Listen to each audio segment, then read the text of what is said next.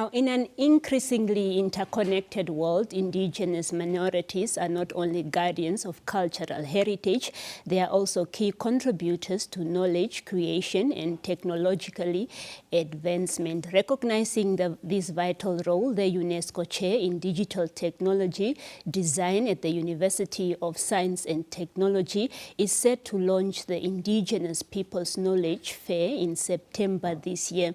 To help us unpack the significance of this initiative and what it hopes to achieve, I'm joined by Professor Heike Winschiers-Theophilus. Yes, yes, she's just going to give us a brief on this initiative. Tell us about what this UNESCO Chair is all about.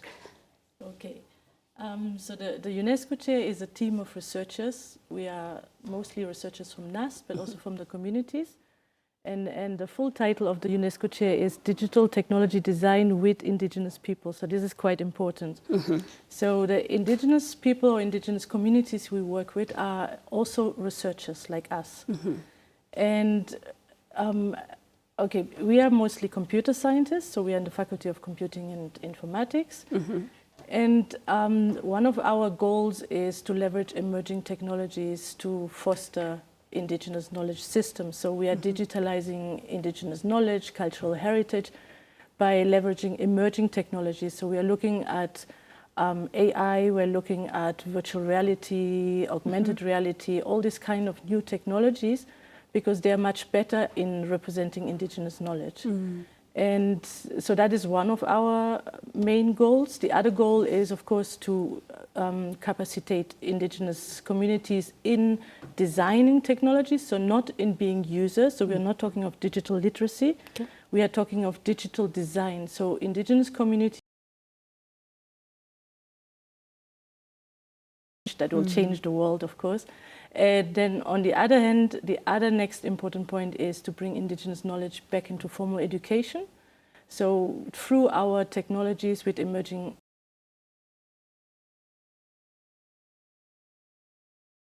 of teaching, experiential learning. Yeah, so this is basically it. Yeah. So what can we expect at the launch of the UNESCO Chair?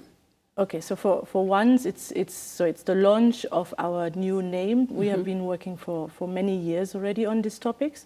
So it's that we just got awarded the UNESCO Chair. And so that's what we are launching. So of course we will be sharing our vision. We will be sharing what we have been doing over the years. So I'm very proud of having an interactive exhibition. So my students have been working very hard day and night to put that together. So we actually have VR, AR, language translation tools all on showcase for other people to see what we have been doing.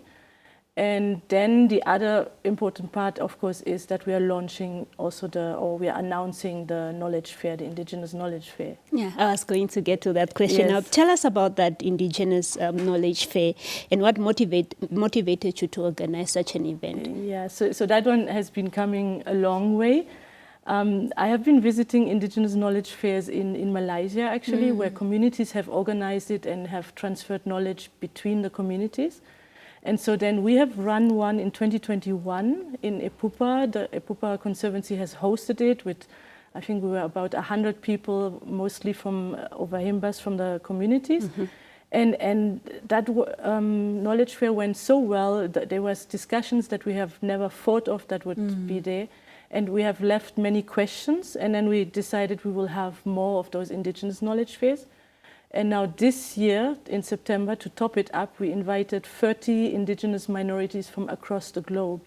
So we will be having people from Mexico, Peru, Brazil, Canada, Malaysia, and all the countries who will be sitting with the San communities, with Overhimba communities, and Topnas will also be part of it. And how does this fair help bridge the gap between indigenous wisdom and digital technology, especially in the era of AI? Okay, so of course, because we have been busy with digital transformation with the indigenous community, so we have, over the years, we have found a lot of methods on how to digitalize. We have developed different types of tools. So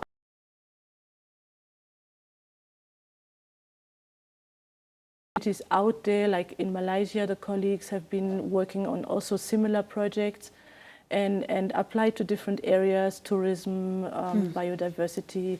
And so the idea is that the communities come together and exchange their knowledge on digitalization and also on further steps on how they can stay in contact, how they can exchange indigenous knowledge, and how they can.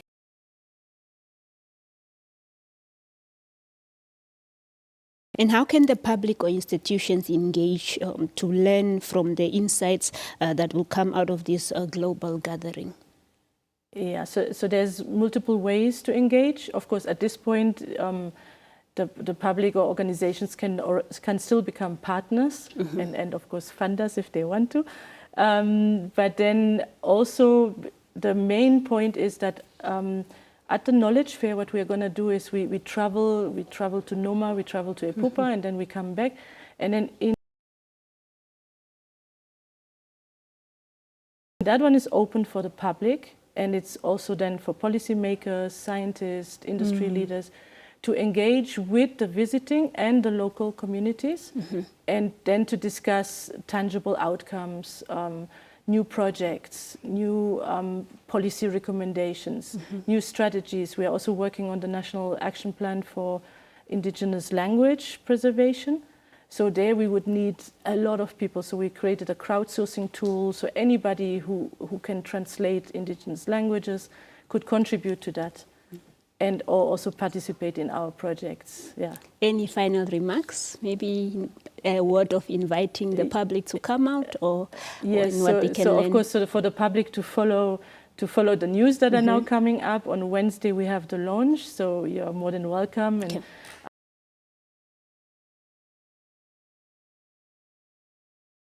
yes, and then I'm looking forward for more students, for more partners to work on all those projects that we have. We have so many projects and so much work to do. Professor, thank you so much for being on Daily Roundup this evening. Okay, thank you. All right. That was Professor Heike, just giving us a brief on the Indigenous Peoples Knowledge Fair that will take place in September. We'll be back with more interviews.